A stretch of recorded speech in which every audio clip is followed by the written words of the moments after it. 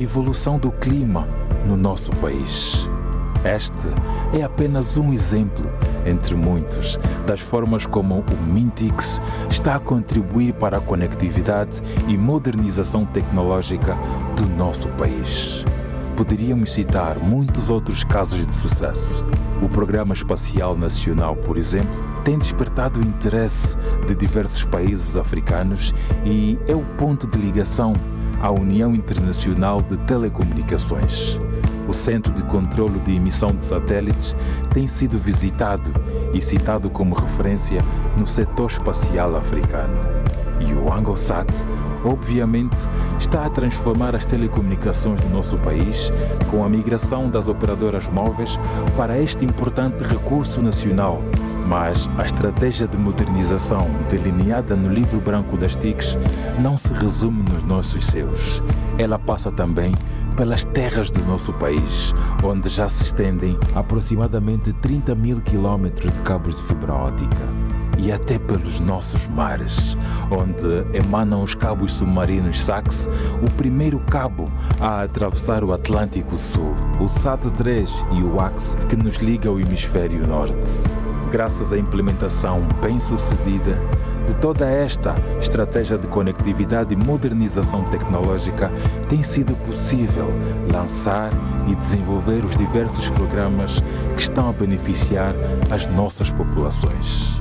É o caso, por exemplo, do projeto Angola Online, que já possibilitou a instalação da internet aberta e gratuita em mais de 130 pontos em espaços públicos do programa Angola Digital, graças ao qual foram construídos e equipados mais de 60 núcleos de salas de internet em escolas e outros locais por todo o país, ou da Rede Nacional de Mediatecas, através da qual os nossos estudantes e cidadãos podem ter acesso a múltiplas facilidades digitais, como os manuais escolares e internet.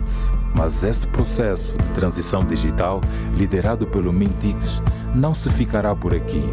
Ele vai acelerar a implementação da rede 5G no nosso país, que revolucionará não só a forma como nos comunicamos no dia a dia, mas também na nossa economia e até na telemedicina.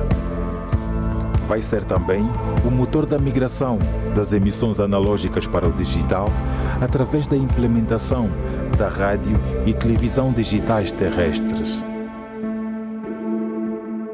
Modernizar um país como Angola é um esforço coletivo de todo um governo liderado com visão e empenhado em conduzir o nosso país em direção ao futuro. Em sintonia com a sociedade civil e a iniciativa privada, através da conectividade e da modernização tecnológica, o Ministério das Telecomunicações, Tecnologias de Informação e Comunicação Social está a dar um contributo decisivo para esse desígnio nacional.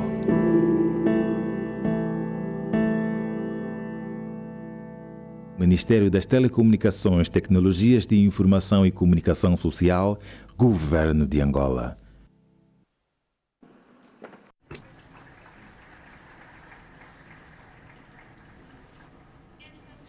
These are multiple and diversified activities that we have just seen in this film, and that is contributing towards the connectivity and technological modernization in Angola is only materialized thanks to the commitment from the whole government led by a vision towards the future. That is why that we would like to invite His Excellency João Manuel Gonçalves Lourenço, President of the Republic of Angola, to join us on this stage and deliver the opening statement for AngoTic 2023.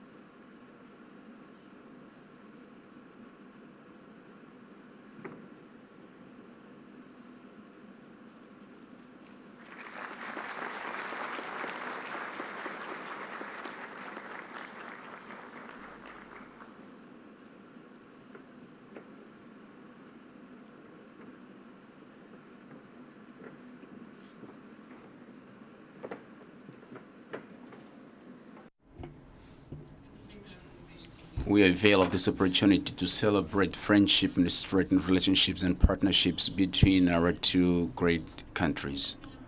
After this solemn occasion, we invite every present to be on the room to watch the presentation with the special industry. However, we avail of this opportunity to thank the presence of His Excellency, the President of the Republic. Without further delay, he will visit the stand with company of the visiting committee. We ask to every member present, you may remain in the room because here the activities will begin with the first preliminary action. Thank you so much for the participation. We will be absent for a few moments and we will be back. See you then.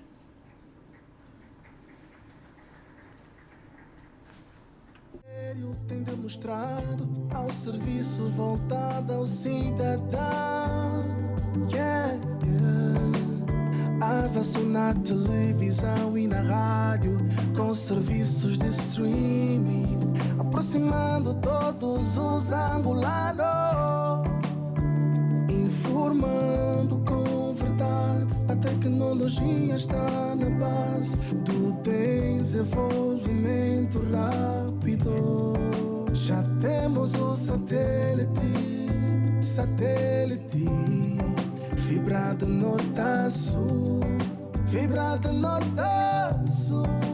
Olhe pra frente, olhe pra longe, olhe pra cima, conecta-te à AngoTic.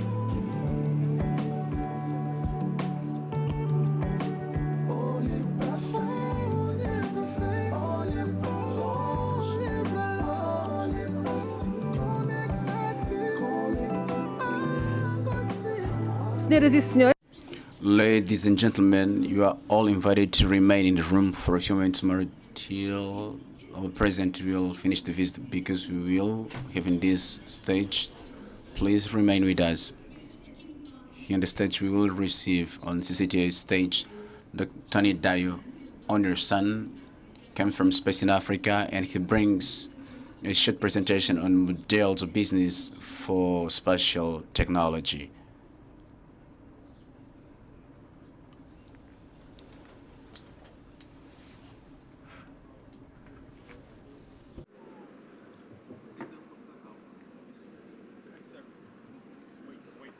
Okay, the person.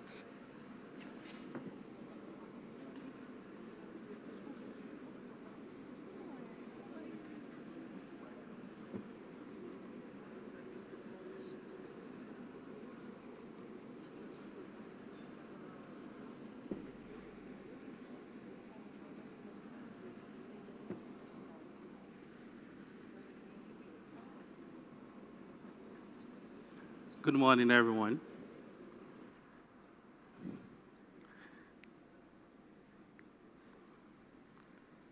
It's good to be here this morning.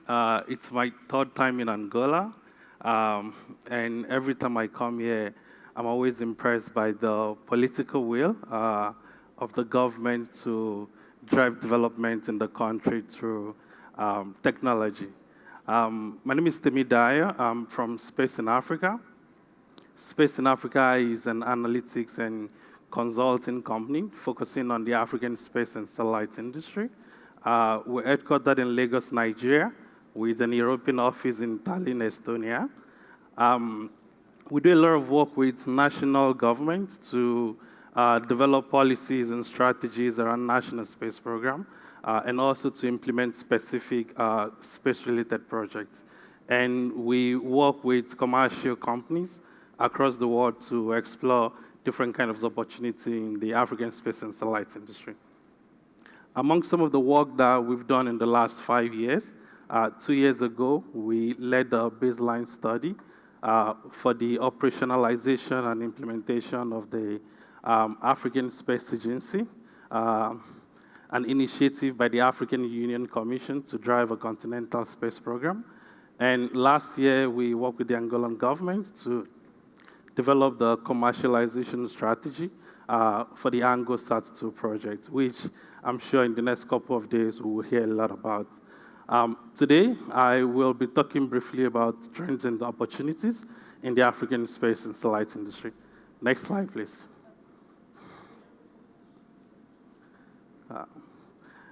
Globally, the space industry is growing.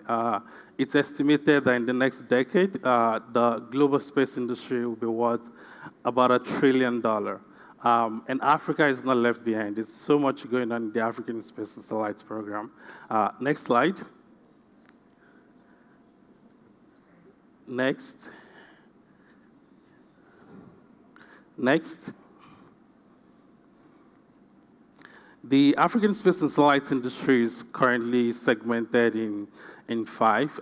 We've got the Earth observation segment, we've got the satellite communication segment, we've got astronomy, we've got the manufacturing industry, and we've got navigation and positioning. In Angola, we're glad to see a lot going on in satellite communication as well as Earth observation. Next slide. In Africa, in 2021, the industry generated about $19.49 billion in revenue. And it's projected that by 2026, the revenue will grow to over $22 billion. So there's a lot going on in the industry, a lot of business opportunities for not just African-based companies, but global companies that are interested in doing space business in Africa. Next slide. This is the breakdown of the industry segments in Africa and how much money each segment is actually contributing. So we've got the global navigation satellite systems and similar services contributing the most to the industry.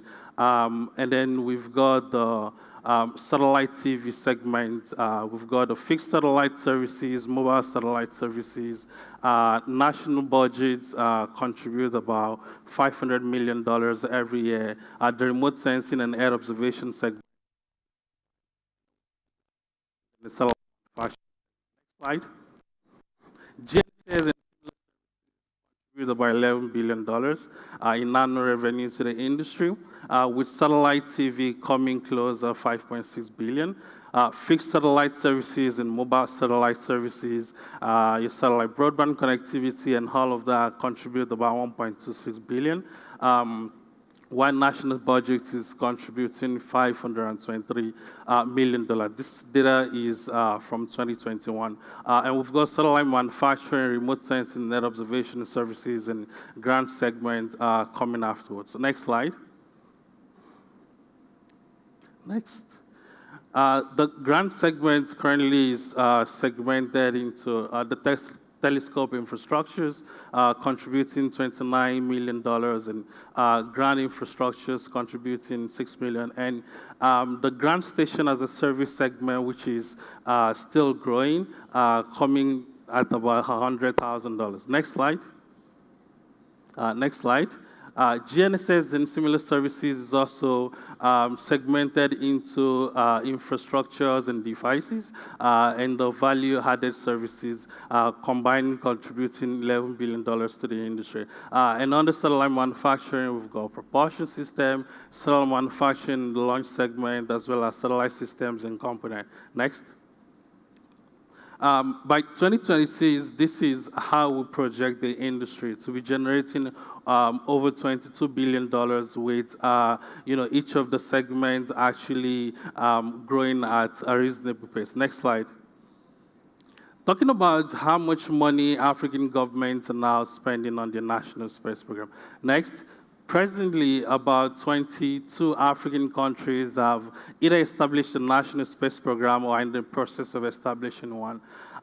So you've got countries like Angola, like Nigeria, like South Africa, Egypt, and the like. These have already established a national space program. And we have new entrants like Namibia, like Botswana, Zambia, Ivory Coast, Senegal, Burkina Faso in the process of establishing one. Next. National space budgets have actually doubled between 2018 and 2021. It grew from $283 million to close to $600 million. So African governments are now investing more heavily in national space program. As the existing countries are increasing their national space budgets, new countries are also looking at how they can set up national space program to address different socioeconomics problems in the country. Next slide.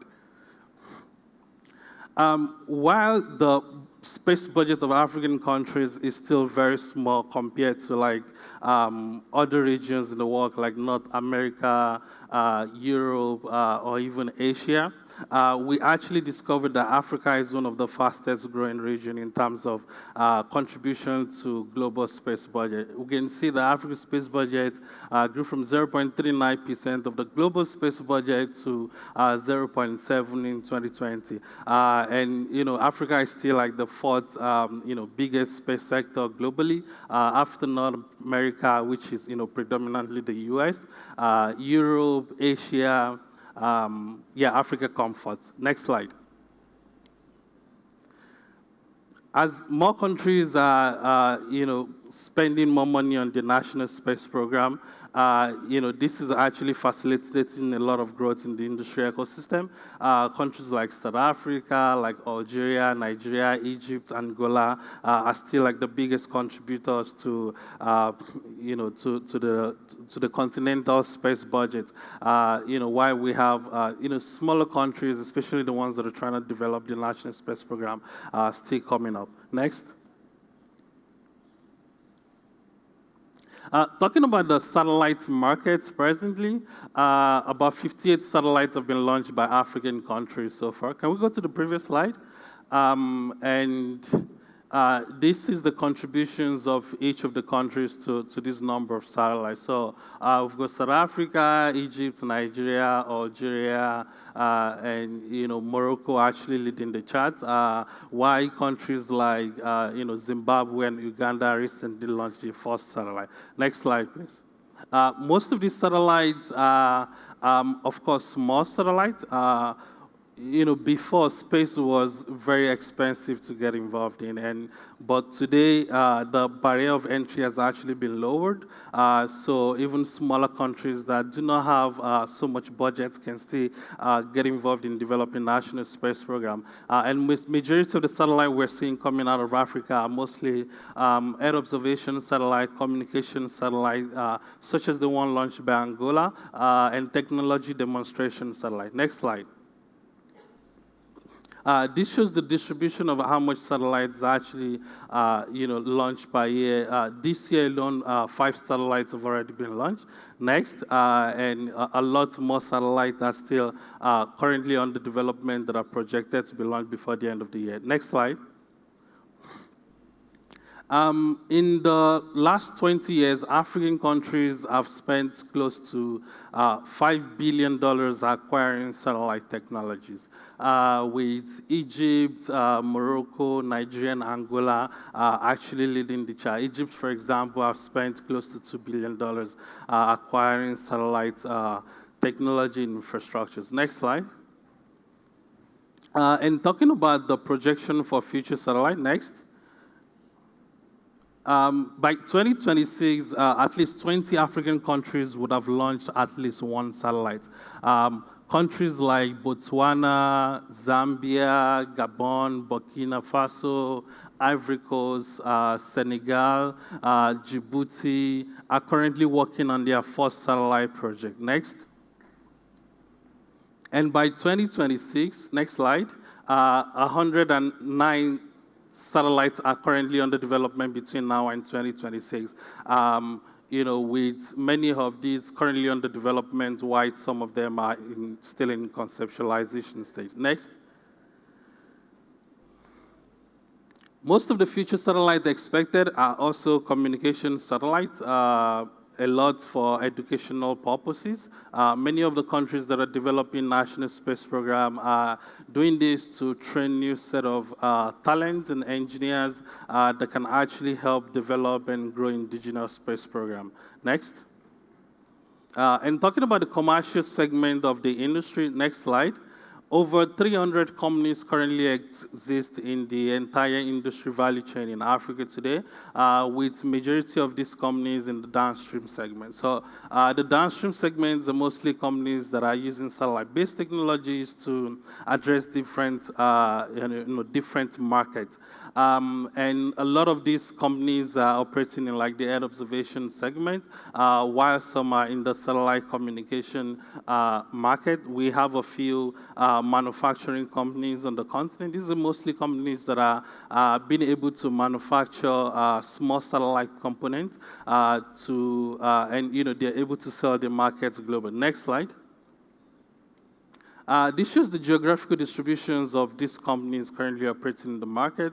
Countries like South Africa, Nigeria, Egypt and Kenya actually have, most of these companies. One of the things that we hope to see before the end of this decade is the growth in the number of new space companies in Angola.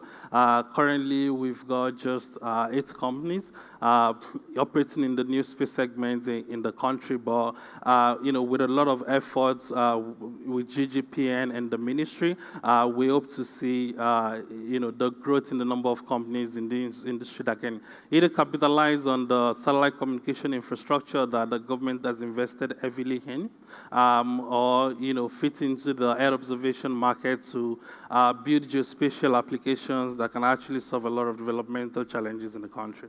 Next slide. This also shows the distribution of most of these companies that are currently operating. Many of the companies, the markets that they're addressing is the African market.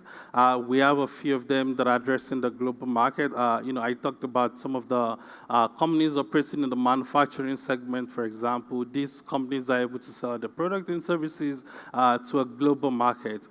So while Africa, while space program in Africa is still, at a stage where we're capitalizing on these technologies to address socioeconomic issues, a lot of companies are contributing to, space exploration missions that are happening in other regions of the world.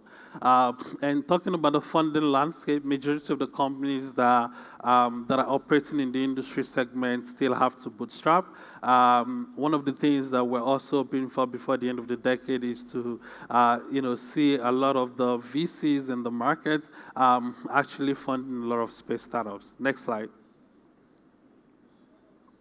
To conclude my presentation, next, space program in Africa today is still really about addressing socioeconomic problems. So how can we use space-based technologies to solve majority of the developmental challenges that we're facing?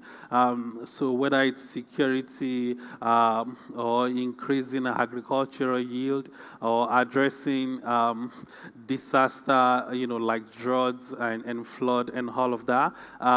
Countries in Africa and even the private companies in all, currently they're more focused on using space-based technologies to address this problem. And even when you look at the entire spectrum of the Sustainable Development Goals, many of these institutions are focused on addressing these problems using space technology. Next slide. And to conclude my presentation, there's a lot of opportunities in the industry. As I mentioned earlier, the industry is currently generating about $20 billion in annual revenue, providing a lot of opportunities, not just for companies in Africa, but even global companies that are looking at business opportunities on the continent. And in the last couple of years, we've seen a massive influx in the numbers of foreign companies coming from Europe, from America, and Asia coming to Africa to do space business. So there's opportunities in the market for everyone. Next. Take the satellite development, segment as an example. 109 satellites are currently under development, and one of the issues that a lot of countries in Africa are still facing is the inability to be able to manufacture these satellite technologies themselves. So many of these projects are outsourced, providing opportunities for foreign companies to tap into the market, but it also provides avenue for indigenous companies to be able to grow, to meet the demand in this industry segment. There's opportunities in the satellite development segment whereby governments and even private sector can, invest in infrastructures to be able to build and manufacture, whether it's satellite components or even full-fledged satellites on the continent. Next. In the launch services also, there's a lot of opportunities. The 58 satellites that have been launched by African countries were all launched outside of the continent, as there is currently, no infrastructure to be able to launch these technologies into space in Africa presently. Only South Africa and Nigeria presently, only the two countries are currently working on rocket technologies to be able to maybe one day launch payload from African soil. And why there are a lot of projects coming from outside of Africa into Africa to be able to, set up launch infrastructures to be able to put payload into space from Africa. For example, the Turkish government is currently investing a lot of money in Somalia to be able to develop launch infrastructures to support Turkish mission to the moon. We also have China coming into Djibouti to develop launch infrastructures to support most of the commercial mission. So there's a lot of opportunities in the launch segment, not just for foreign companies to be able to tap into the market and be able to launch some of these satellites for these African countries that are building them, but there's also opportunities to build indigenous launch capability. Before the end of this decade, we will see the African Space Agency becoming operational. And the goal of this agency is to bring African countries together to be able to run a continental space program. And as the demand for satellite and space infrastructure increase, there will be appetite for local launch infrastructure. So this presents another business opportunity. Next. And on GNSS services also, there's opportunities to build, value-added services and applications on existing global navigation infrastructures, whether it's the GPS services or China's Beidou system, or even the European Galileo system. For example, we see Nigeria capitalizing on their national satellite infrastructure, the NICOMSAT, to build satellite-based augmentation system to, address this market. So there's opportunities in this segment also for the Angolan government to capitalize on the national satellite infrastructure, the AngoSat, or even like future satellite to build, satellite-based augmentation system to, cater for even if it's just the Southern African region or even the entire continent. Next. And in the satellite communication market, most of Africa is still unconnected, and we will be deceiving ourselves if we think we can connect everything with fiber connectivity. This provides immense opportunity for satellite communications. We've already seen countries like Egypt, like Nigeria, like Algeria, and even Angola invest heavily in this industry segment. But there's a lot of business opportunities in investing in the downstream satellite communications market to bring satellite-based connectivity to not just the rural areas, but even areas that are unconnected with fiber. Next. And in the Earth observation market, there's always opportunities to build, space-based applications that can capitalize on space technologies to actually address a lot of developmental challenges. I'm going to stop my presentation here. Thank you very much. Happy to answer any question.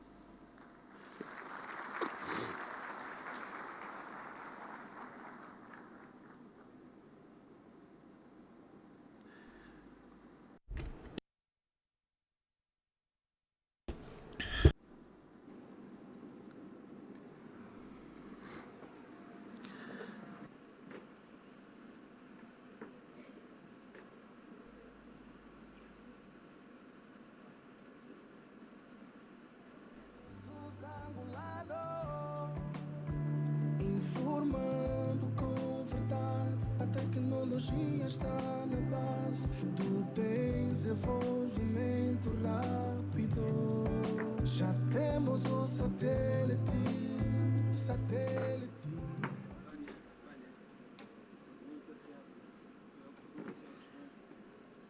Gostaríamos de saber se I'd like to know if there's any question to ask to Dr. Temidayo. Is there any questions?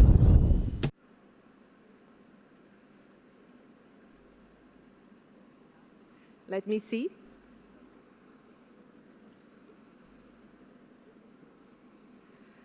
Senhoras e senhores, Ladies and gentlemen, is there any question to ask to Dr.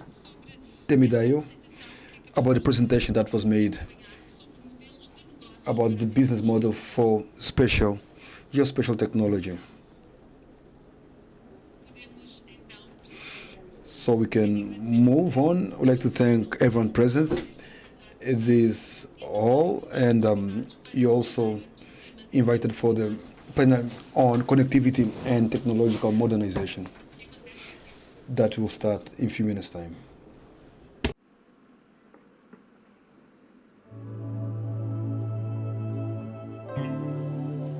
Conectividade e modernização tecnológica.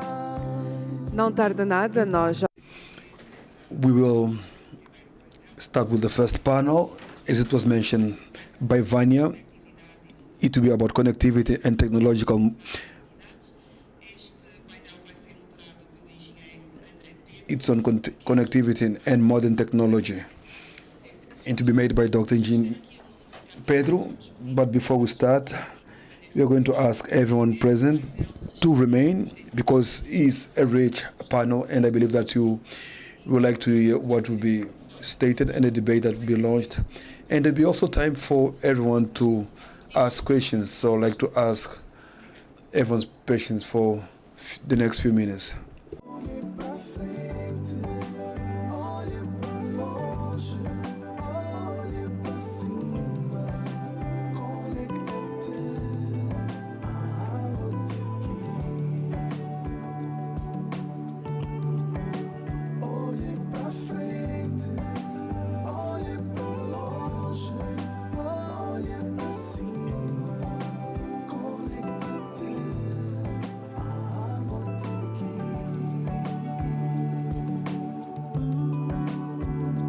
Avanços que o Ministério tem demonstrado ao serviço voltado ao cidadão.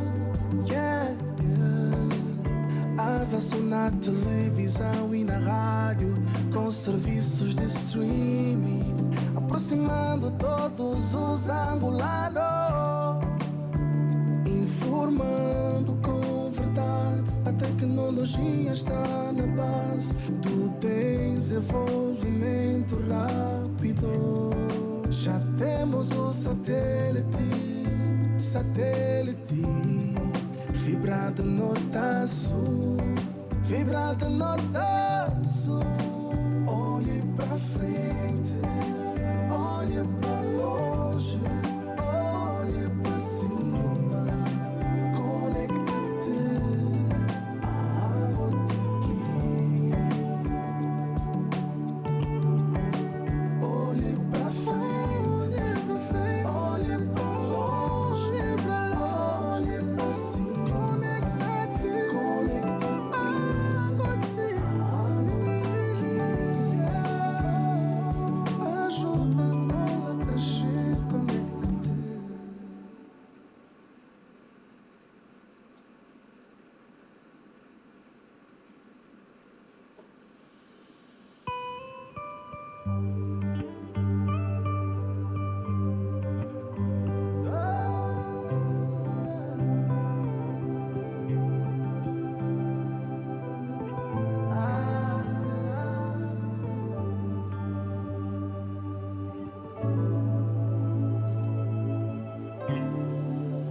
Conectividade e modernização tecnológica.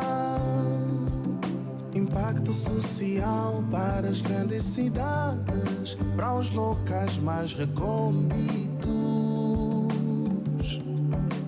Impacto na ciência, no teletrabalho, na medicina. A tecnologia vive em nós.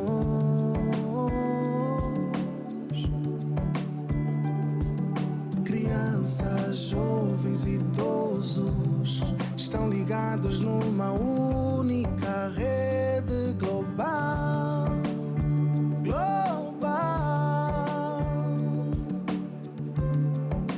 Olhe para frente, olhe para longe, olhe para cima, conecta-te à AngoTic.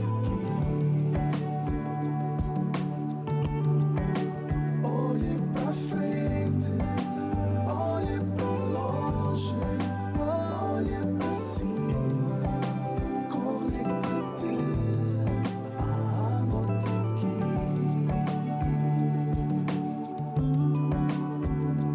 Avanços que o Ministério tem demonstrado ao serviço voltado ao cidadão.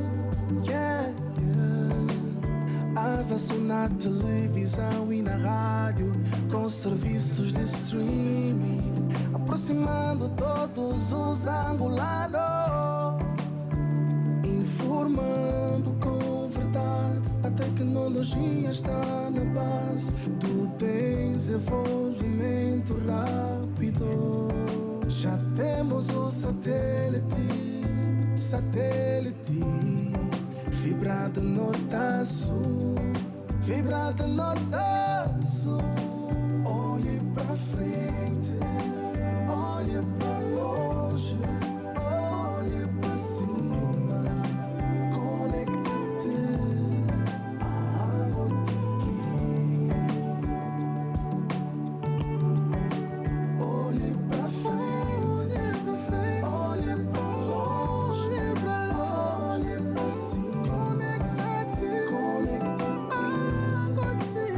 AngoTic. Ajuda-nos a crescer, conecta-te.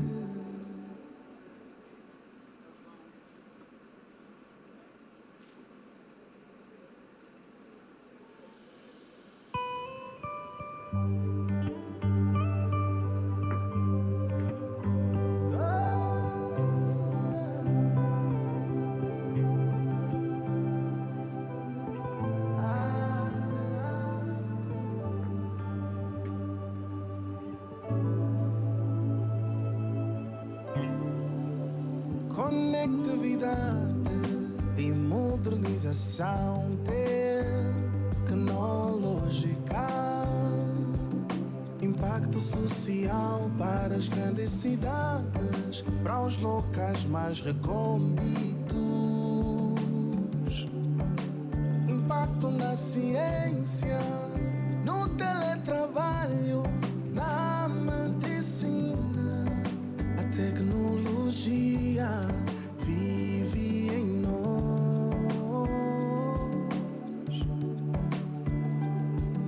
Crianças, jovens e idosos estão ligados numa única rede global.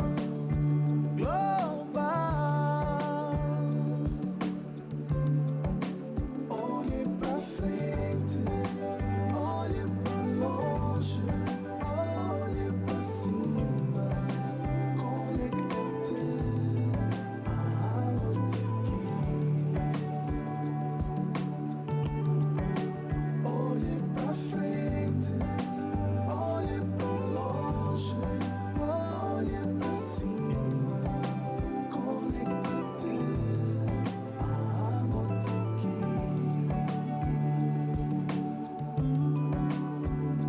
Avanços que o Ministério tem demonstrado ao serviço voltado ao cidadão. Yeah, yeah.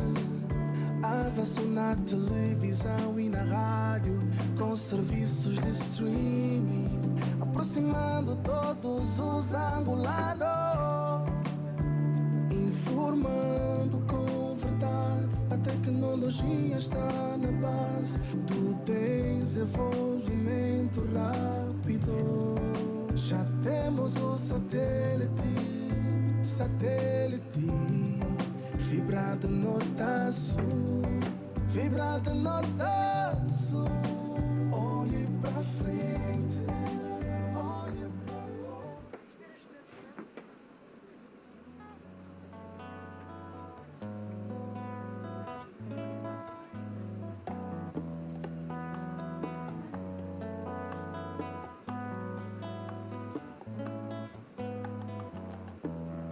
Venho falar, meu irmão, de um tempo sem guerra, de um tempo de paz, sem ódios nos olhos. Muito obrigada, senhores, por terem permanecido na sala. Não tarda nada, vamos começar a nossa primeira. We will soon start with the first plenary.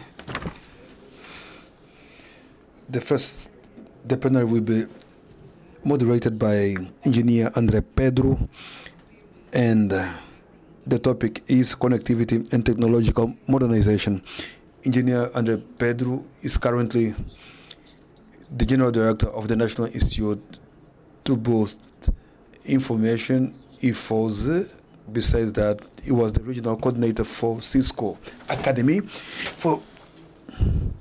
of Portuguese-speaking countries, PALOP. He also coordinated the national plan on training the youth, was an IT technician at Multitech company, instructor of Cisco Module 4, and the national director for telecommunication, ETEL, and also a lecturer. Engineer André Pedro will make the presentation, and we also have here various entities such as from White House Special Counsel. We're also going to have a representative of the African Union, besides the Minister of Telecommunication, Information and Social Communication, and the national representative of UIT, and the Minister of Science and Technology of Zambia will present at this forum, and the Deputy Minister of Information Technology of Namibia will be also part of this panel, as well. Myself, Dinamene Cruz, is going to be the master of ceremony at the first panel of AngoTic 2023. I'm going to ask for Engineer André Pedro and the invited guest to come forward to the podium and kick off the first topic on connectivity and technological modernization. A round of applause. Thank you.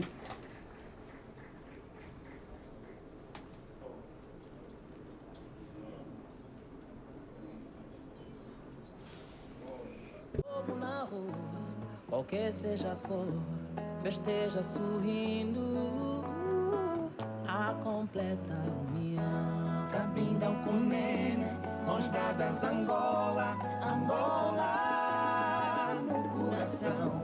Cabindão com nene, mãos dadas Angola, Angola no coração. Oi?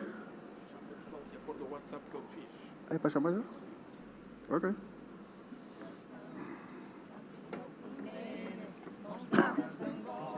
Tem.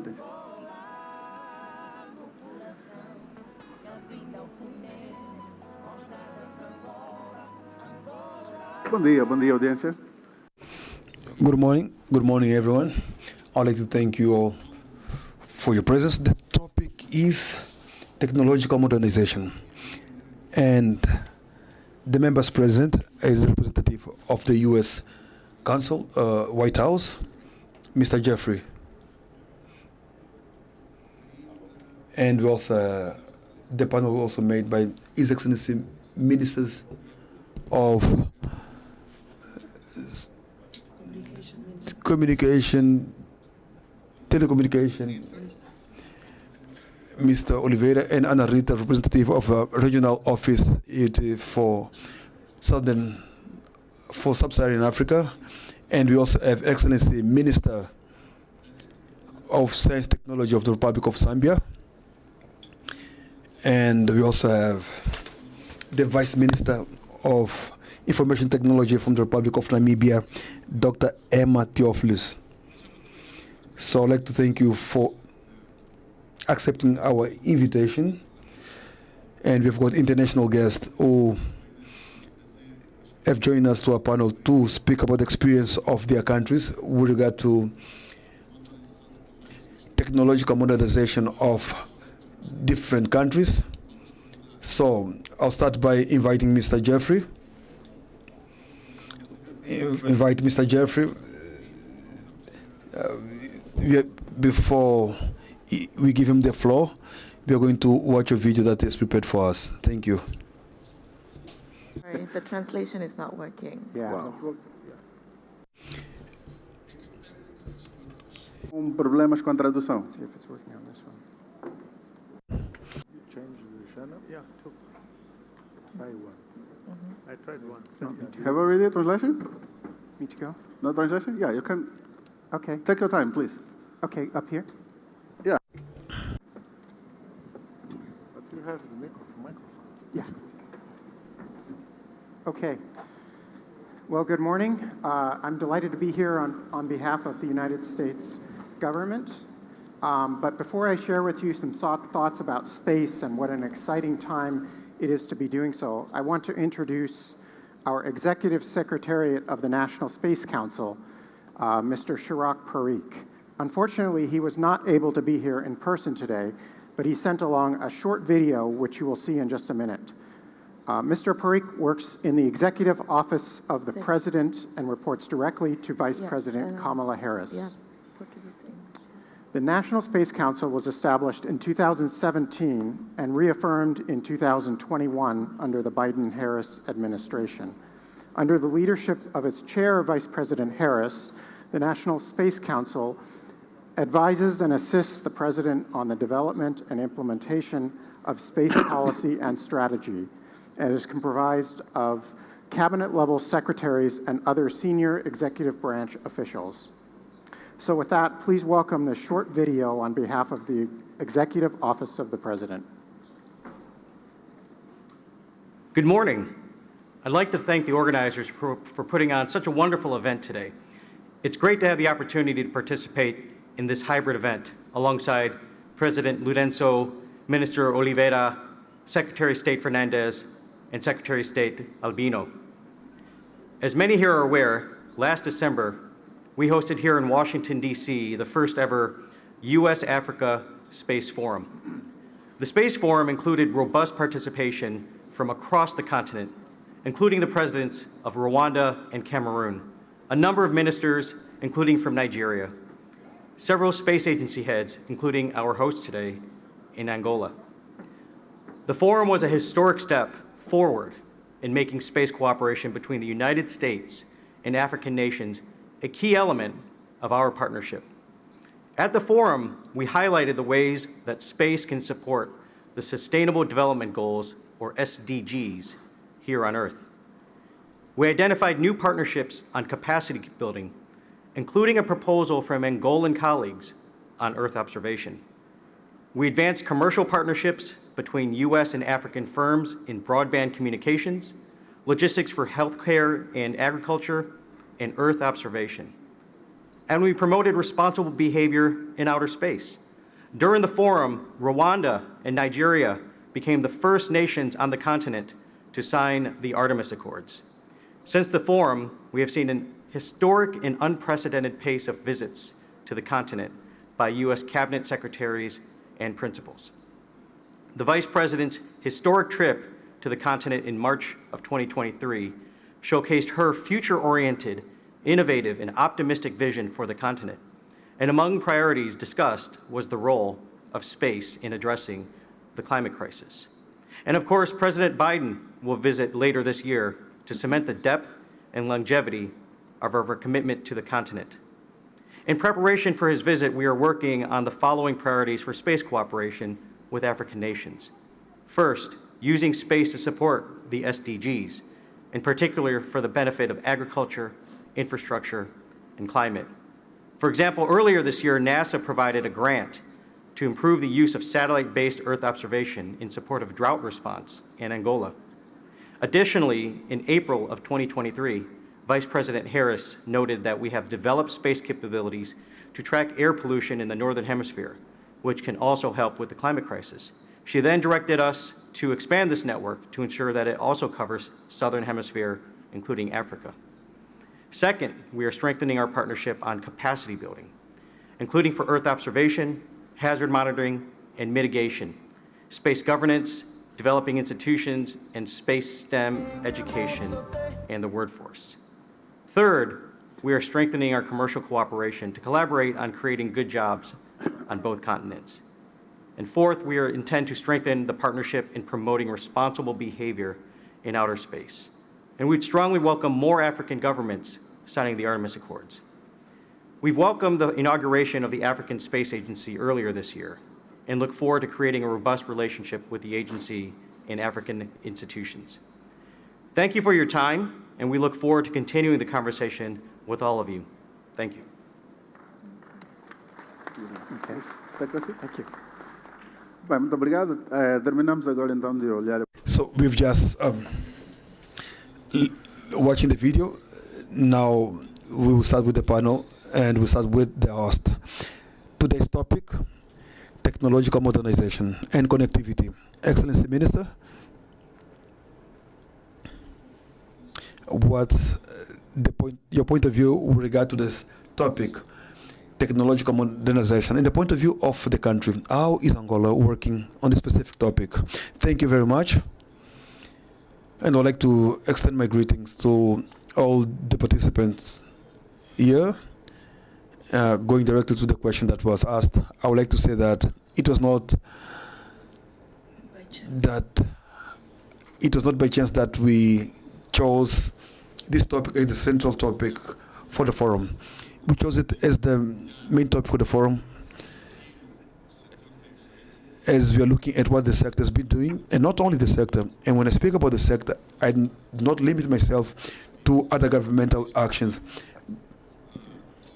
but I also speak about all the partners of the private sector who have been working with us in the perspective of development of connectivity and technological modernization of our country. In the world that we are now is a technological world, and Angola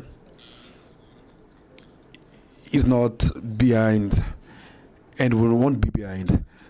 So if we are behind the wagon of progress, it means that we are not investing in the connectivity. It means we are not investing in technology. It means not investing in infrastructure. It means not investing in knowledge. It means not investing on our youth. And this responsibility belongs to everyone, not only of the government or the ministry. It is a responsibility of everyone. Reason why in this forum we brought before us all our partners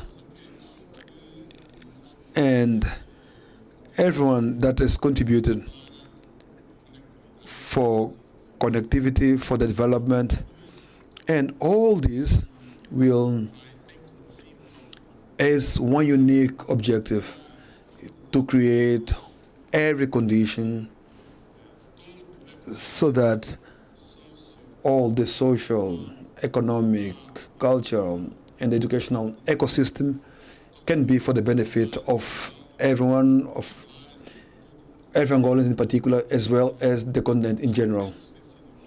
So this has been our focus. Minister, if I'm not wrong, we started migrating from the concept of developed countries, undeveloped countries, and non-digitalized countries. Looking at this perspective, we can consider Angola as a digital country. Look at the investment that was done in terms of satellite, optic fiber, connectivity, and technological modernization. Can we consider Angola a developed country? Yes, we cannot consider Angola yet as a digital country, but it's a country that is making steps for digitalization. Because if you have to look at what is the banking sector, for example, if you have to look at the bank sector, nowadays we've got digital services that are robust. Nowadays, a lot of us who have got access to a smartphone, we have access to apps from various banks that our country has. And if you look here, that we've got powerful tools that have been providing support to agriculture. For example, there's one thing that every Angolan should be proud of.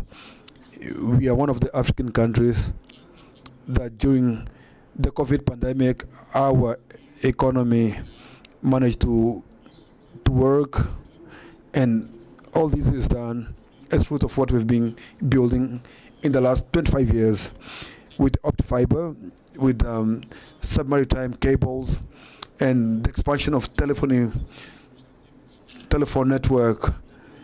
All the investment that the government has been making has been resulting that during that critical period that humanity has faced, Angola managed to work.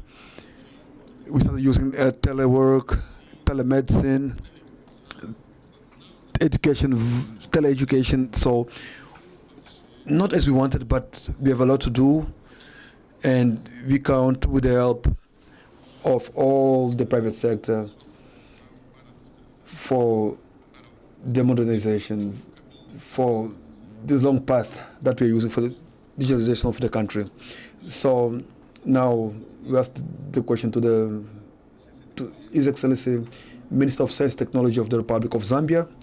Excellency, before I ask a question, as we know, Zambia is a country with a land border. So can you speak about the experience, Zambia experience with regard to the investment in technology? Zambia is directly connected to optic fiber. Is every province of Zambia connected in terms of technology? So we're interested to listen and to learn the experience of Zambia with regard to technological modernization. You have the floor, sir.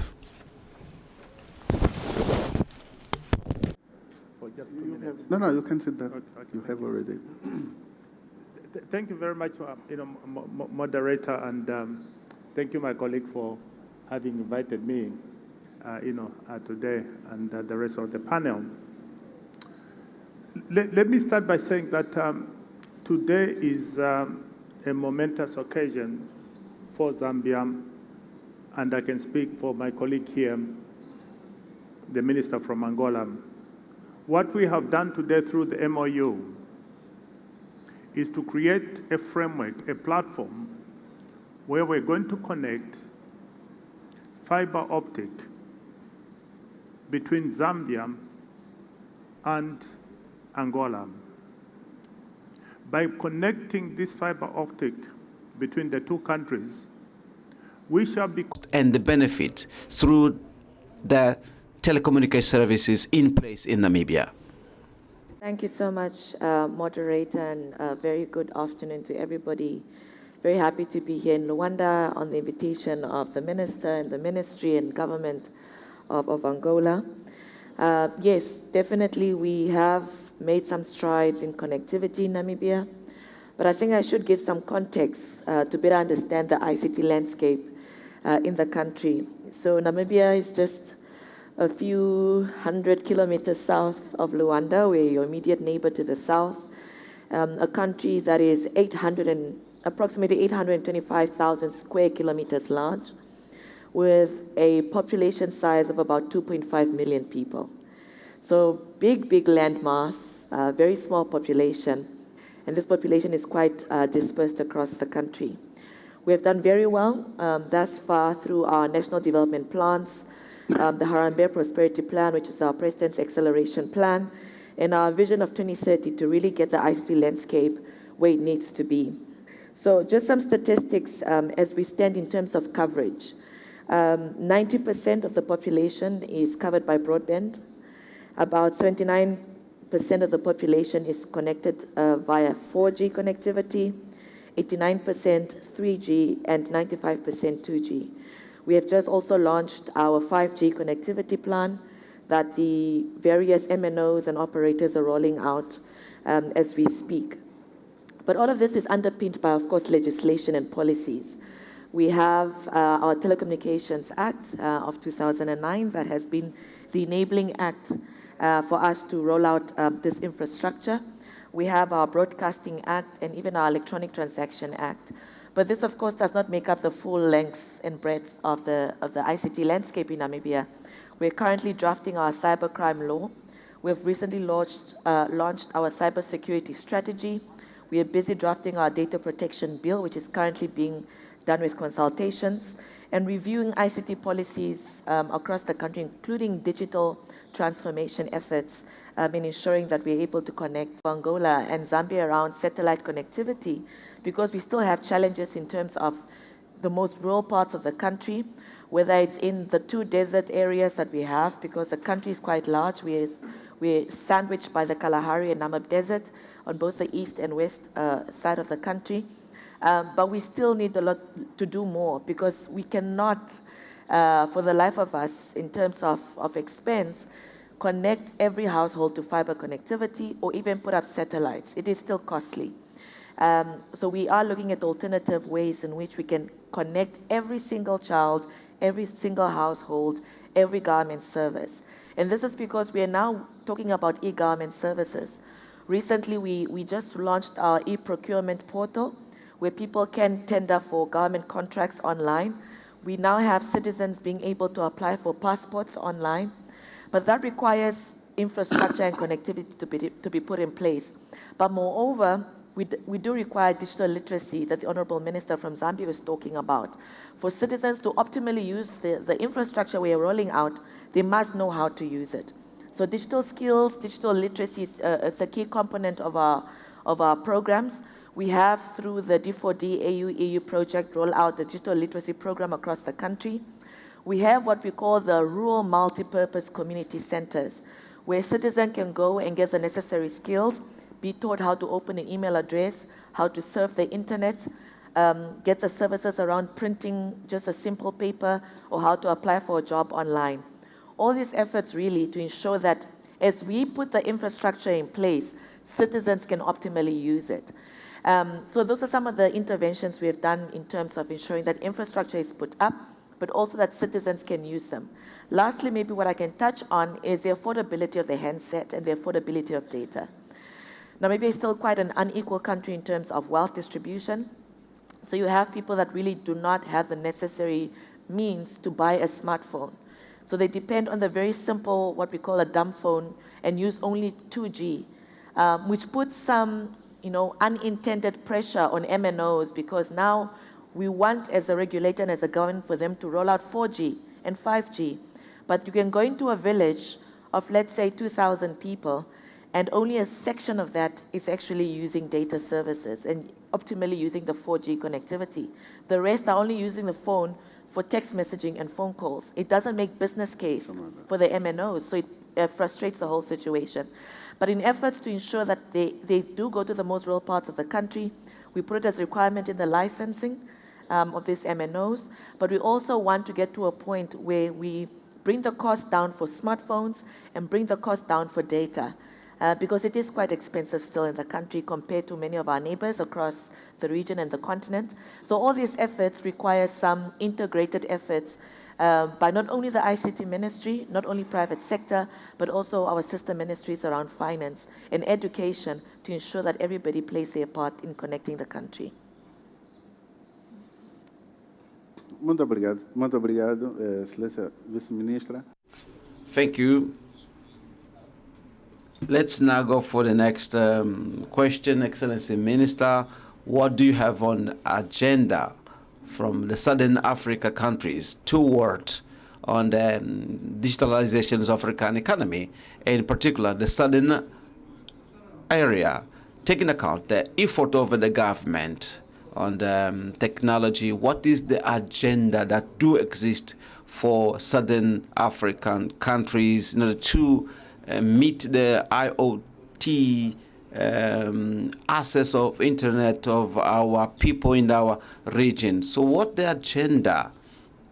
Then we come with some question to Dr. Anna Rita. So the question is for the IoT. What is the viewpoint of IoT in the southern region regarding the telecommunication and technology of science? And the level of development is satisfactory? Are we doing in the right directions? Can we review our policies? What is the viewpoint of IoT?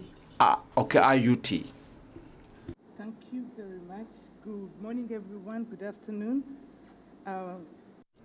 With special greetings from the Secretary General of the ITU, Ms. Doreen Bogdan Martin, and the Director for BDT. They send their warmest regards to you, Honorable Minister, and we are very excited for the ITU to be part of this gathering, coming back after 3 years, and it's very exciting.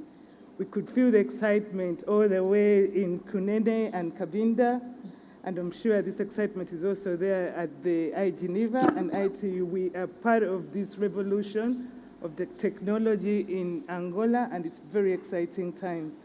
In terms of how we see things at the ITU, first of all, for the benefits of the colleagues and the audience, ITU is UN Specialized Agency for ICTs.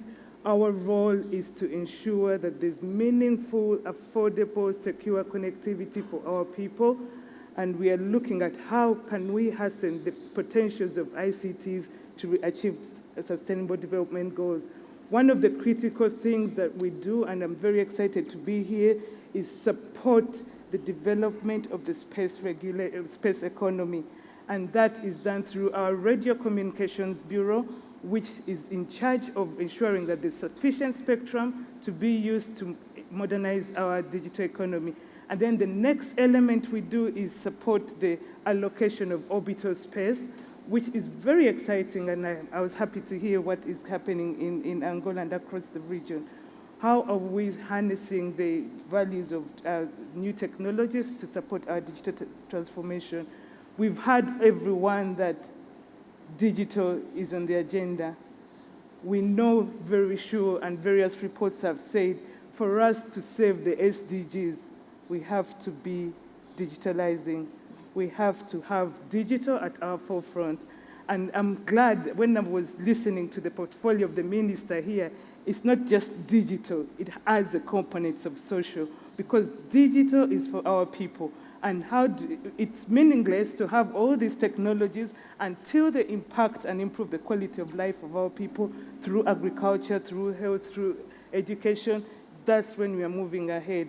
And I'm happy to note that in Africa, we had the statistics moving forward. We have made tremendous strides. Just about 20 years ago, only less than 10% of our population had even access to ICTs. Now we have more than 50%. In some economies, it's almost 100%. But of course, we have concerns around security, affordability, and skills. And everyone here has mentioned what is needed to be done to hasten security and affordability. Of course, we're excited about the opportunities that are coming around with very promising low-cost technologies that are going to be supporting the connection of schools, like you've mentioned, in Zambia, and looking at how we can harness digital governance in Namibia, among others. But we're employing our membership to make sure that there's what we call coordination, both at national level, to build digital ecosystems at national level, where everyone from the youth to all governments are part of the discussion. We need to be engaging at national level, and that's why this forum is very, very important, where you brought together all stakeholders to understand what is the vision of the country in terms of propelling the digital economy, and picking up the use cases that are needed to support the digital technologies we're investing in. That is at national level, but at regional level, and I'm glad you asked that question, how is the coordination at regional level? Do we need to all have investing in the same thing that is giving us the same solution? How are we managing sustainability of some of this investment we are putting in place? So that discussion at national, regional level is very important, and I'm sure, and I know SADC is already having some dialogue around particularly how to harness space economy in the SADC region. I am happy Angola is providing the leadership at ITU. Every time we're asking for capacity development, looking for people to learn from the space agency in Angola, they are always welcome and always willing to enable us to come here. And on regional level again, during the mobile revolution, most of us were not, most of the regulators didn't have capacities. They were not in place at that time. But right now, we have the capacity to be part of the discussion and lead this discussion in this new economy that we are seeing. So we are excited. We want to encourage you to engage as much as possible at all levels, and we wish that you continue to be part of the effort at international level to drive the digital economy and digital space sector. Thank you very much. Muito obrigado. Thank you very much. We are very happy with the answers that have been given. Considering the investment of the Angolan government in the spatial area, we have Mr. Jeffrey here who represents the Council of the White House. Our question is, how have you been evaluating the project, the special projects, the national special project of the Angolan government? What support can the White House Council offer to give more sustainability to this project that is ongoing for the Angolan government? And in a general manner, the view of Southern Africa on the spatial matter issue. What is your point of view for Southern Africa in this regard? Yes, thank you. Thank you very much for the question. It's really an honor to be here with all of these distinguished guests. I think the Space Council is doing a lot of work, a lot of outreach effort with Africa. You heard Mr. Parikh talk about the forum that we held in the U.S. Back in December, and I think the first step is really just trying to engage and understand all of the issues. Because this part of the world historically hasn't gotten as much attention in the U.S. But I think there's sort of an effort now to look at and see what we can actually do to help there. And I can speak, from a space perspective. I'll just talk a little bit about, the satellites that we put up, like for instance for Earth observation. One of our big policies is to try to make all of that data available free of charge. So we call that a free and open data policy. And it's things like that could help contribute to the needs of the countries here in Africa. So that's just one area that we focus on, but really it's also about trying to actually understand sort of all of the different issues, and I think that's really the big challenge for us. But I think under our leadership, we're trying to take steps to do that.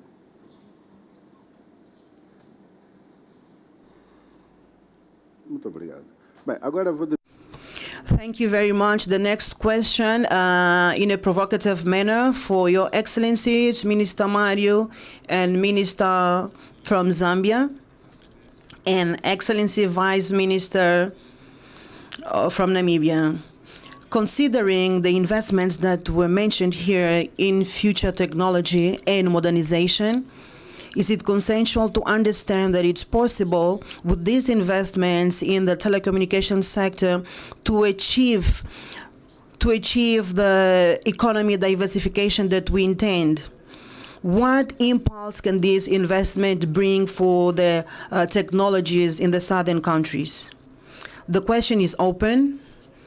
We can start randomly. Anyone who's willing to answer can start.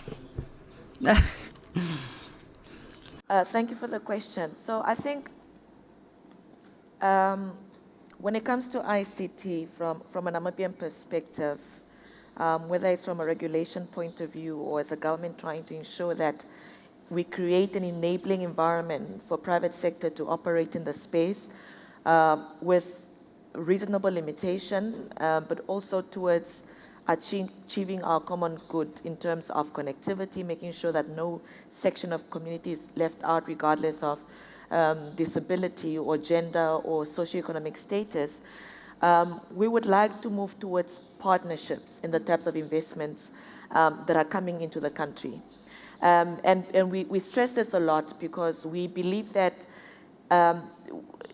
in the past, many of the sectors, whether investors coming in, it was more of a top-down approach in terms of a side-by-side effort by parties in terms of government or private sector.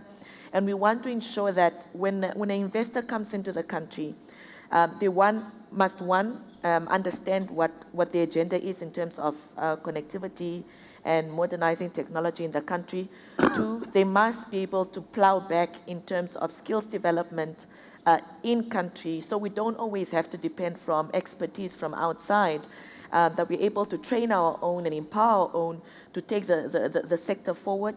But third of all is also the ability for investors to truly look at it as a win-win situation where we get the bottom line, which is for us profits in terms of people, having the necessary connectivity opportunities, and them, of course, getting the necessary profits because they are investing at the end of the day.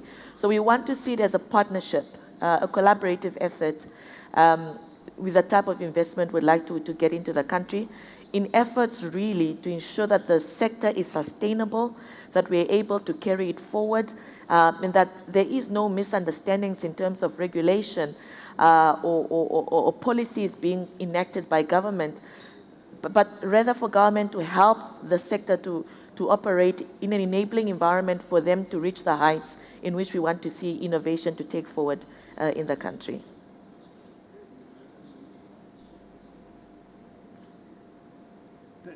Thank you. I think one of the... There is something wrong. Yeah. Let's try again. Hello? Yeah, you can continue. Yeah. I think one of the central issues that we must continue to address ourselves to is the whole issue of digital, inclusiveness. I don't see a lot of difficulty in terms of digital investment, but how do we include our people in the digital world? Technology is about everything else. And technology creates opportunity both for the good and for the bad. And with the explosion of technology, we are seeing that we can create value, but we can also hurt others using technology. That is abusing the rights of others. And because of the explosion of online e-commerce, online communication, we have created unknowingly another opportunity for cybercrime. And this is the biggest danger that we have got in terms of digital inclusion. From the Zambia perspective, we have put in the first layer, having a legal framework that we can use. So we have a Cybersecurity and Cybercrimes Act.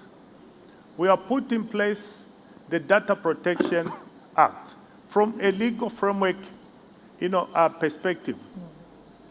But we are also saying that in order for us to ensure that we are able to deal with issues around cybercrime, we have started a process of creating what you're calling a national digital ID, because that will help us in terms of tracking who these criminals actually are. It's not, investment is important, but if people can't access that investment, then obviously it does not give you the punch that you need. We also are looking at how can we use data? How can we make money out of data? We have seen that whatever we're creating in terms of data is being monetized by others rather than us in the country. So we're looking at what are the different ways, rather than just focusing on investment. Let us include our people, digital inclusiveness, and deal with the things that is holding back this inclusivity. Then beyond that, obviously, we're working with the various telcos in terms of investment. I don't see that as a critical issue. For now, our P1 is to create trust and confidence in the citizens in terms of their connection to digital. Unless they have the trust and confidence, so whatever else that you do, whatever else that you invest, is not going to give you the digital dividends that you require. So we have placed a lot of premium on ensuring and enabling trust and confidence in digital by the citizen as a P1. That way, even if we take and connect to schools, the kids will be able to use digital. But when they're afraid to use digital, that investment will be wasted. So P1, deal with the issues of trust and confidence. And that is what we are focusing on very, very much. Muito obrigado. Muito obrigado, Sr. Ministro.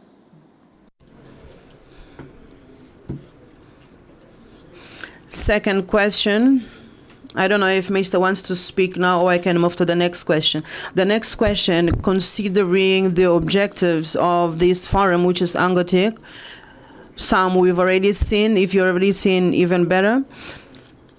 There's an approach that we've been extending for startups. What is the experience from Zambia and Namibia with regards to startups? What support and incentives is the government assuring for the promotions of technological startups in your respective countries?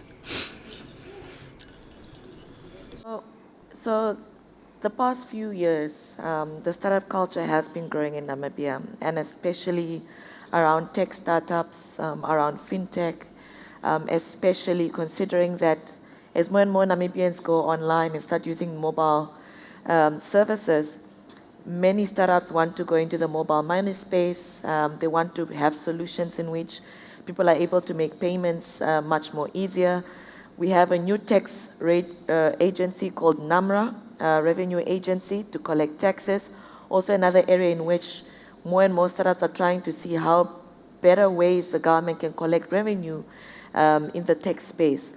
So there has been some efforts through our Ministry of Higher Education, Research and Innovation to incentivize small startups to expand. We have incubation hubs.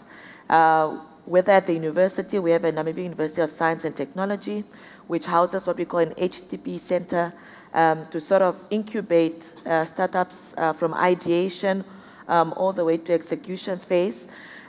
We also have some development banks through our Agricultural Bank of Namibia and our Development Bank of Namibia, where they are giving funding specifically towards youth and women in areas of startups, whether in ICT sector or any other sector, to trying to encourage them to actually move from ideation to execution phase, but also invest much needed money in the operations of those startups. So it is still quite small in Namibia, but we have seen a sharp increase post-COVID-19. And I think this is really, we have seen how we have now mobile application in which they're rivaling transportation, bigger apps of Uber, Taxify, and others. We have seen an application that connects you to a simple vendor on the streets to deliver fruits and vegetables to your doorstep.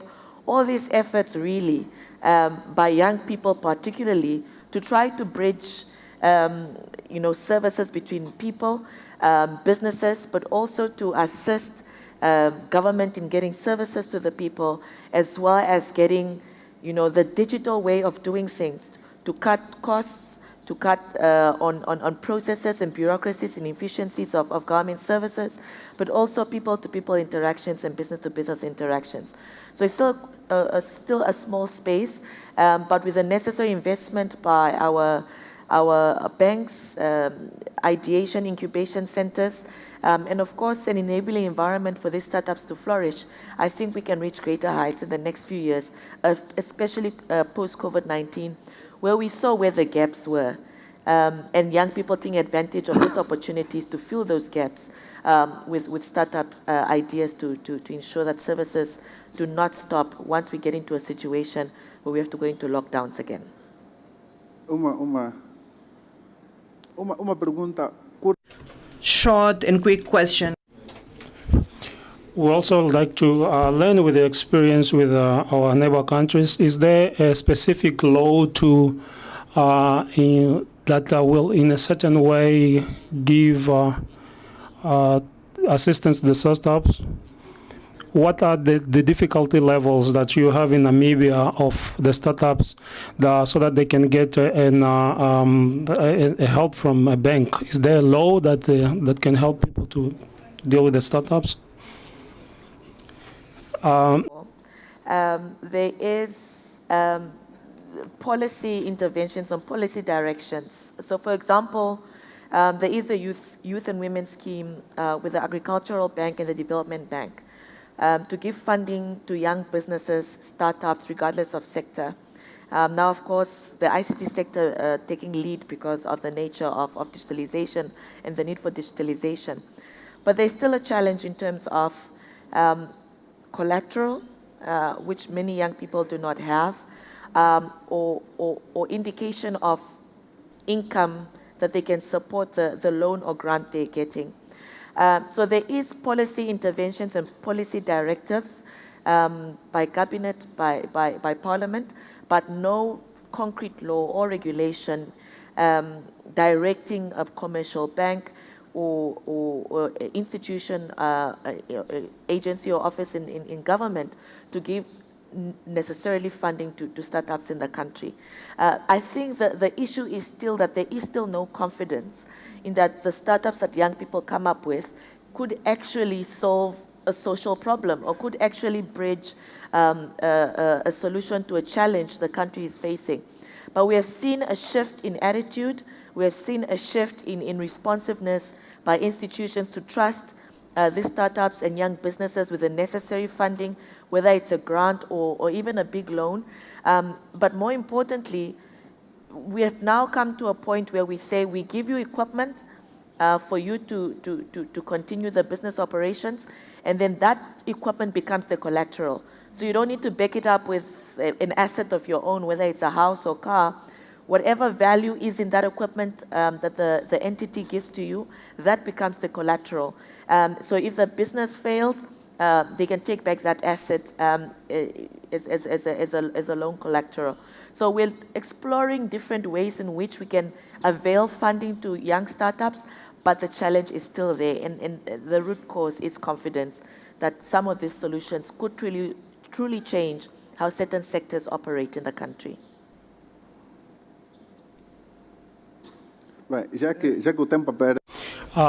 Since we don't have much time, I'm going to make the same question to the Minister of Zambia. What is the success rate to the success rate to the startups to the growing startup in the country, in Zambia?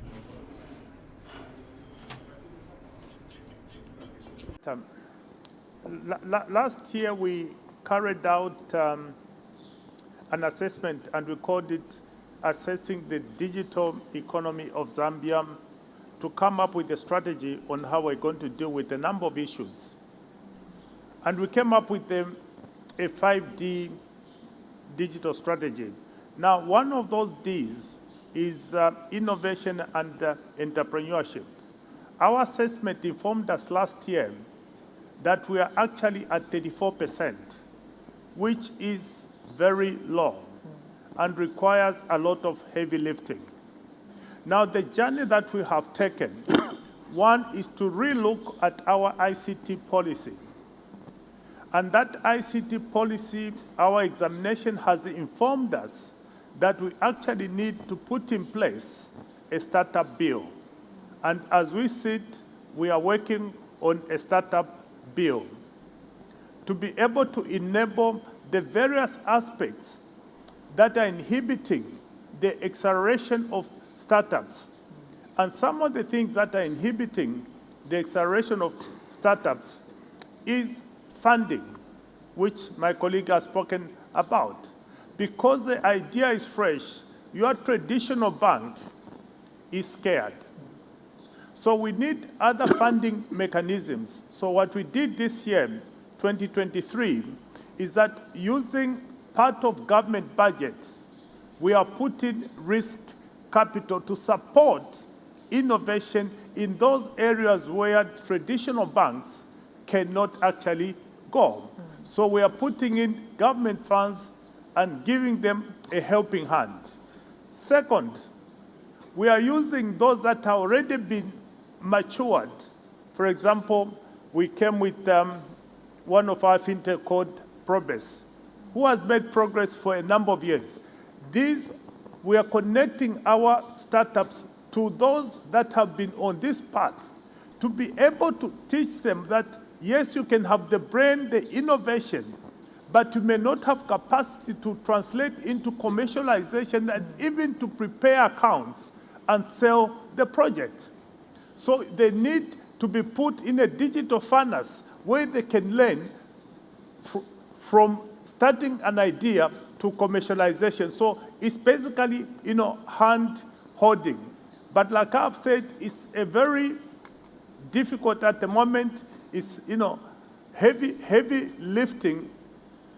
And because of the enthusiasm, particularly for the government money, when a couple of months ago, we advertised for good ideas. We had over 1,200 that are coming up with a variety of ideas. Now, the resource that we had could only take 5. Now, imagine from 1,200, you take 5. What happens to the rest is frustration. So we need to find other innovative financing mechanisms to be able to deal with a critical mass of the startups. And we are working on that. But I can say it's still heavy lifting. Muito obrigado. I thought I would say something about the startup, if you allow me. Just last week, we are in one of the countries in the Southern African region to support them do a digital innovation profile analysis of the country. We invited everyone in the ecosystem, from the academia, the industry, policymakers, ICT, people from the various sectors, among others, the innovators. And we asked them, what's your problem, what's your problem, what's your problem? It was amazing that just within that platform, people within each other could be able to solve their problems. There was a young man who stood up and said, I won an innovation award, I provided a solution for smart agriculture, but when I took it to the villages, they couldn't take it up. Why? Because they don't have smartphones. Someone from the industry said, I can give you SSD so that you can put your platform on a mobile phone that doesn't require 3G. Another one said, we can use that data to profile the capacity of those farmers to access loans. The story behind this when I got out was that we do not have enough platforms of engagement at national level where everyone sits together to collectively look for solutions. You will call out for an award, you will look at good ideas, but because everything is not interconnected and interlinked, they fail. So building that ecosystem that supports holistically the innovation and entrepreneurship is very necessary.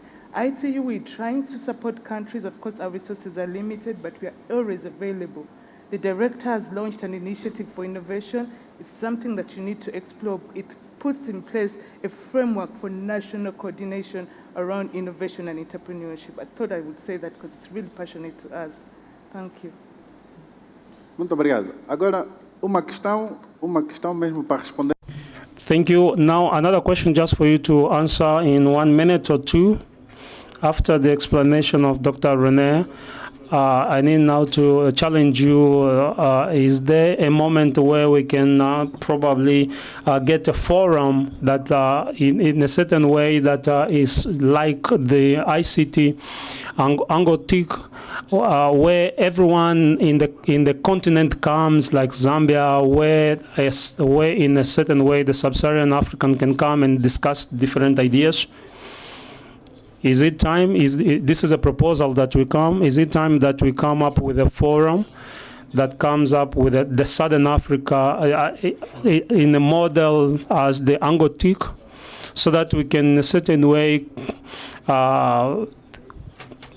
where the young people between them, they can come, among them, they can come and share their ideas. Is there a moment that where we come? Do you see this as a good challenge?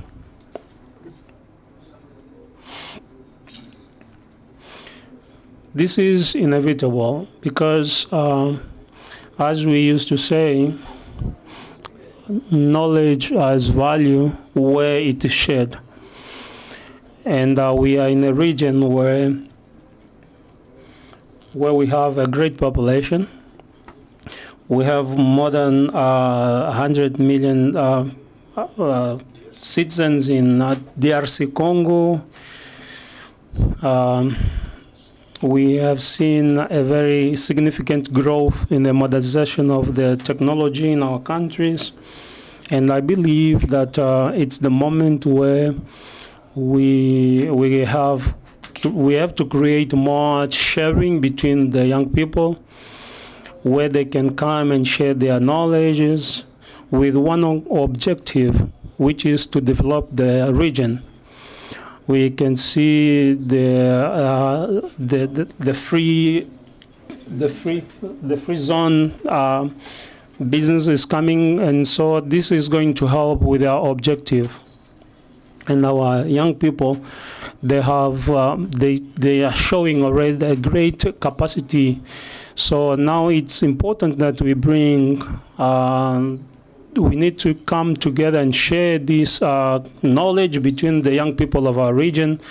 And we know that this, in a certain way, is also going to go to to the rest of the continent. So the answer is simple of our minister. Now, the Minister of Zambia, do you think, is it yes? Is it time for us to come up with a forum for the Southern Africa? And is it a yes or no? What do you think, since we don't have much time?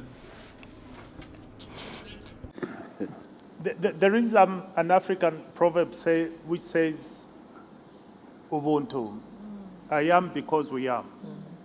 And what that means is that unless we begin as Africans getting together, sharing ideas, sharing resource, there's no way we are going to advance the cause of Africa.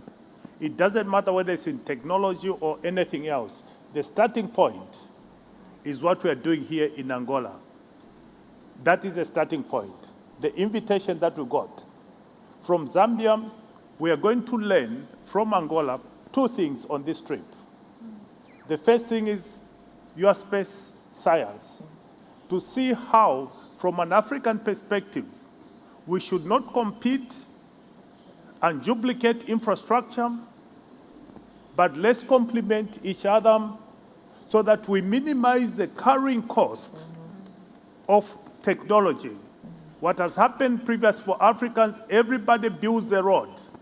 Let's use one road and move on the same road. We can carry that cost much better. So we learn from Angola, space science. Number 2, we are going to visit the postal service. Again, it's the spirit of Ubuntu. You can only move forward by learning, one, from their mistakes, from their ideas, and also sharing the Zambian experience. And that is the motivation. And there's no other external solution that is going to make a difference to Africa if, first of all, we do not do Ubuntu. I am because we are, and that's what defines us as Africans. So, my brother, thanks for the invitation. I shall come again. A pleasure. A pleasure.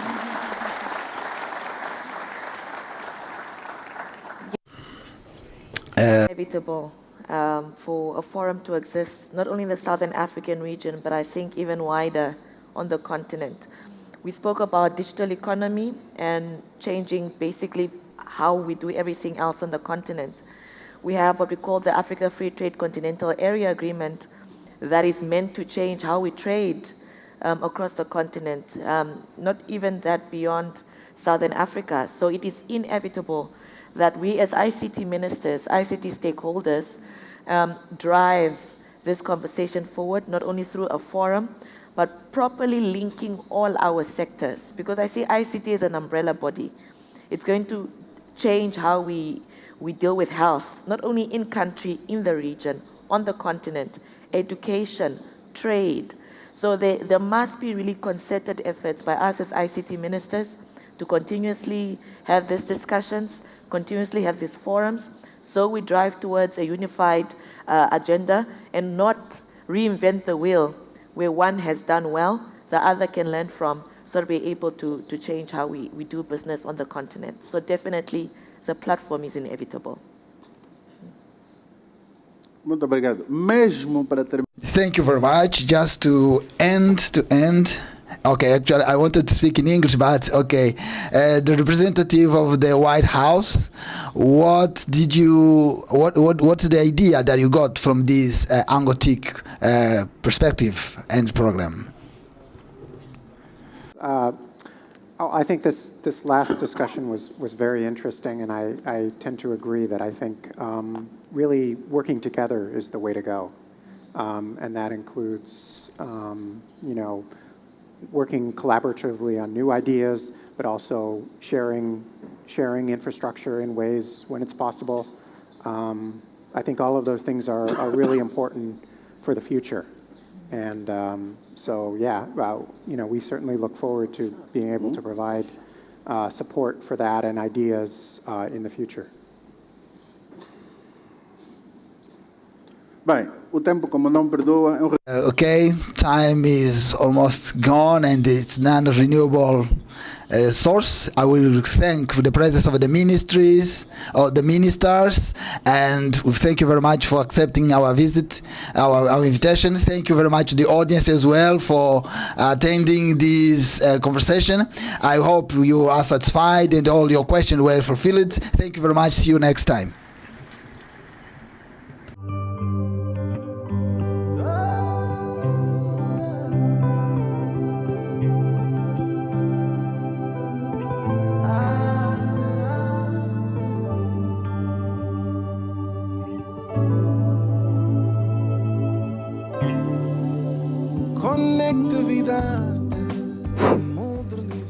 Muito obrigada não só ao Thank you very much, not only the moderator, but also all the participants, all the panelists.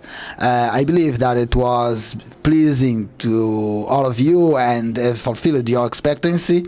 So we thank you for coming, and this is now the lunch time, but you can still visit the website as we are updating on real time the Ango ICT Forum 2023, and then you'll be acquainted of what will be happening on the afternoon session. But at this very moment, we've closed the morning sessions. But from the website, you can be acquainted with everything that will happen either today and tomorrow.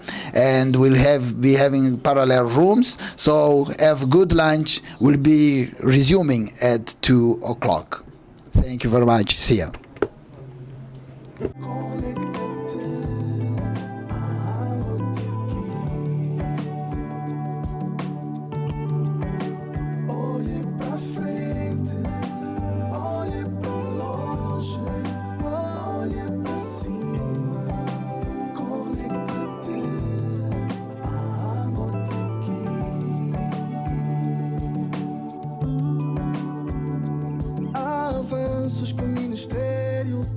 mostrado ao serviço voltado ao cidadão. Yeah, yeah. Avanço na televisão e na rádio com serviços de streaming, aproximando todos os angolanos, informando com verdade. A tecnologia está na base do desenvolvimento rápido. Já temos o satélite.